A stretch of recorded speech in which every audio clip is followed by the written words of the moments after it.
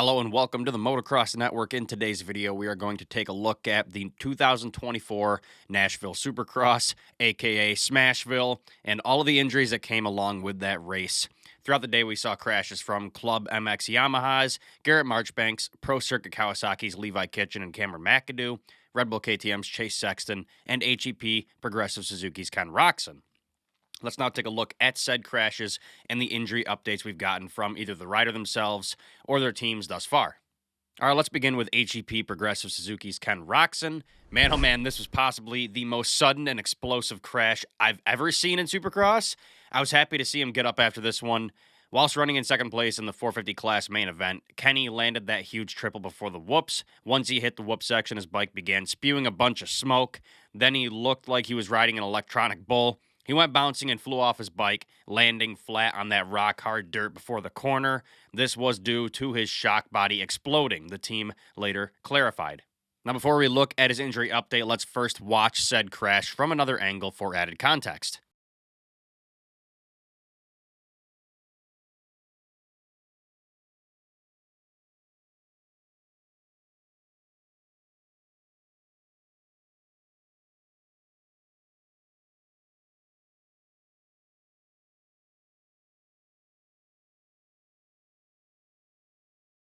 After watching that in slow motion from a different angle, I don't even know what to say except I don't know how he didn't do more damage.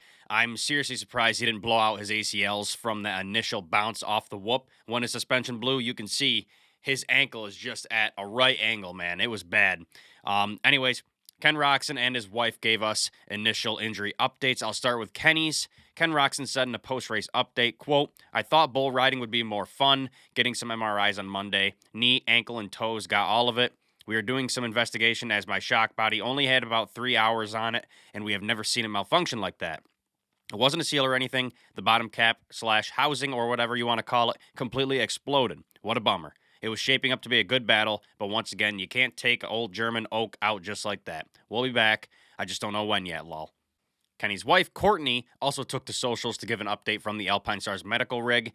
I'll throw that up on screen right now. She assured everyone that he is luckily fine, bone-wise, nothing broken.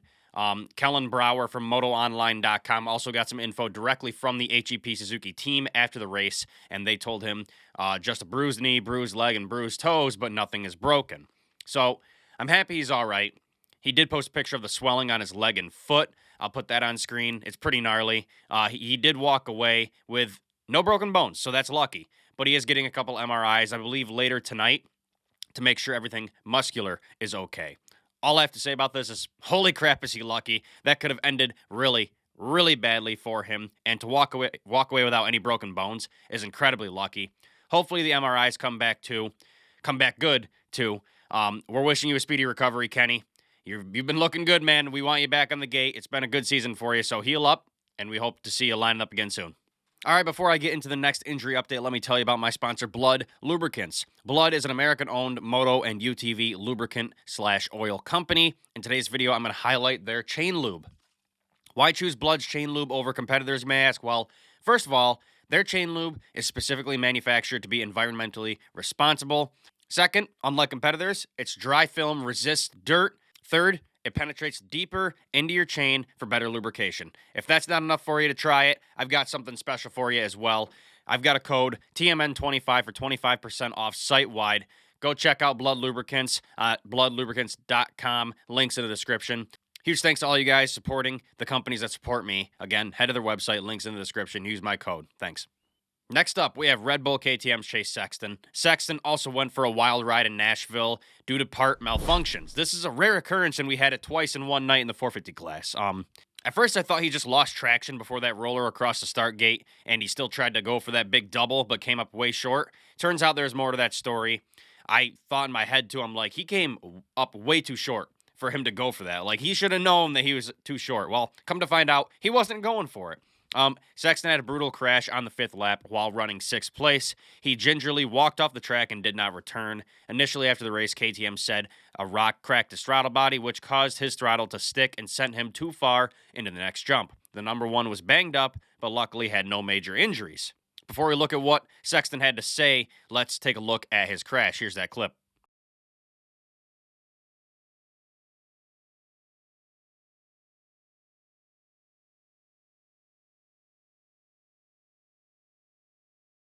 All right, as I said a second ago, luckily he walked away without any injuries. Sexton confirmed this in a KTM press release. Sexton said, quote, crashed out tonight, a stone cracked my throttle body, and the throttle got stuck off that single, which ended my night. Bummer, but nothing's broken, and will bounce back in Philadelphia. In a way, I want to say how lucky he is, but also, man, it sucks. He was only 15 points down from Webb and Jet coming into Nashville, so he was back in the championship contention, kind of. I mean, we knew he wasn't in the fight 100%, but he was within error to be in championship contention. So, I mean, you're still there. But health is priority number one after all, and he is healthy. So that's a good thing. But this did drop him from 15 points down to now 40 points down. That is a massive points blow. I'm just happy he's fine, though. Let me know what you guys think about these technical issues resulting in crashes. Let me know down in the comments down below. It's weird. It's very rare we see stuff like that happen twice in one night in Nashville. So, yeah, let me know your thoughts. All right, before we move on, issue number 8 of my magazine is on its way to my house right now.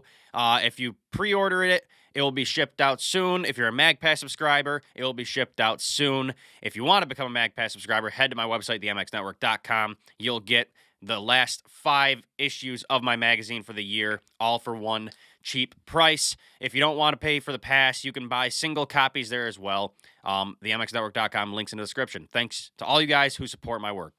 All right, let's now shift our focus to the 250 class. We had crashes aplenty in this class in Nashville.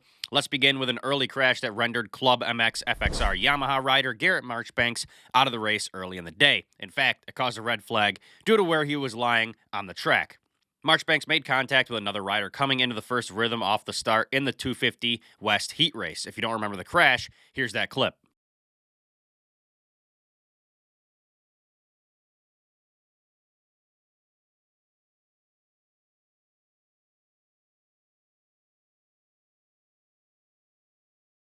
As I said, he lied there for a couple laps. Then they had to red flag it so that the medical crew could get to him. They pulled him off the track and restarted the race. The initial report on Marchbanks was that he was awake and alert and was being transported to a local hospital for further testing. Yesterday, his girlfriend, Courtney Ray, put out an update on her social media saying, "Thank you, everyone, for checking in on us. A little concussed and a broken thumb that will be fixed up soon." Besides that, we haven't heard anything from Marchbanks himself thus far or his team, so we're just going to have to take it from her.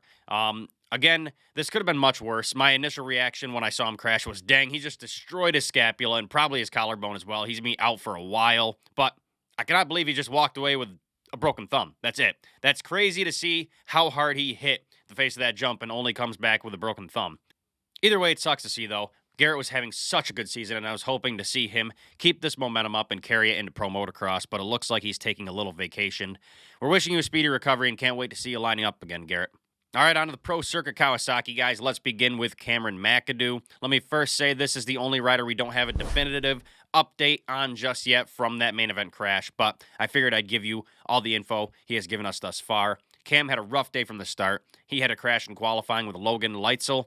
It was really neither rider's fault. I mean, they were kind of both in the wrong, so McAdoo was on a roll lap and kind of found himself in the main line. Leitzel was on a hot lap, and his tire slid out, hit Cam. That was due to how slippery. The track was extremely hard packed, and he came in that corner losing control of his back tire. So, I mean, it was a little bit of both riders' faults. Logan was going a little hard near Cameron, and Cameron was in the main line as Logan was on a hot lap. So, I mean, it's kind of both riders' faults. I'd basically chalk this up as a racing incident. Either way, here's his first crash of the night.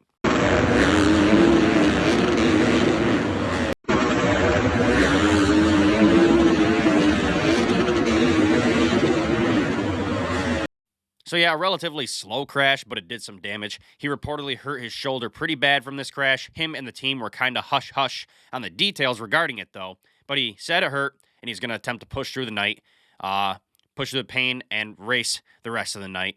He made it through the heat race fine, but on lap 1 of the main event, him and his teammate came together. Kitchen went down immediately. We'll get into that in a second. And McAdoo kind of went up, hit a tough block in the corner, causing him to go down, and then he got run over that end of his night. This clip was kind of hard to see as they flipped away from it so fast in the broadcast, but I do have it. I'll play it in slow-mo so you can see the full thing. Here's that clip.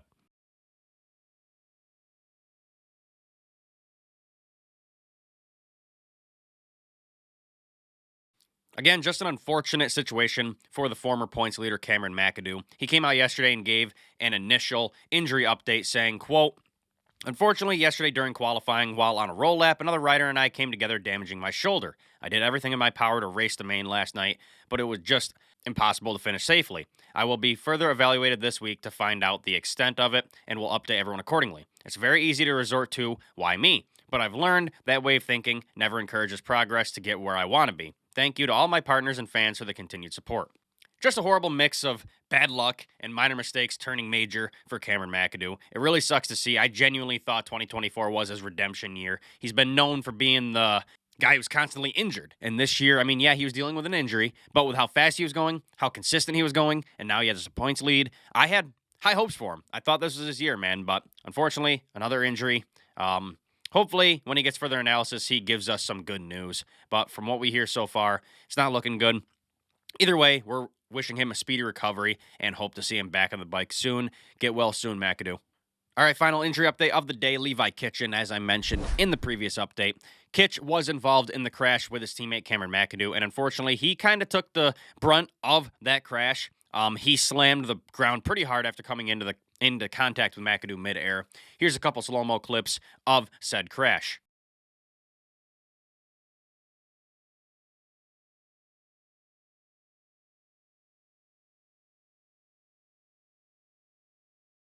So, yeah, he hit the ground really hard, and on top of that, got run over by a Honda rider. I couldn't quite see the number on that bike, and it was a direct hit to the head that looked rough.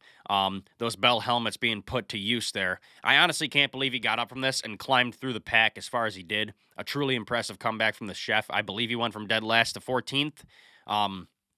Either way, he did head to the hospital after the race, gave us a short injury update saying, quote, "Man, how quickly things can change. Feels like some broken ribs, but we will see. Glad to salvage some points. Ain't over yet."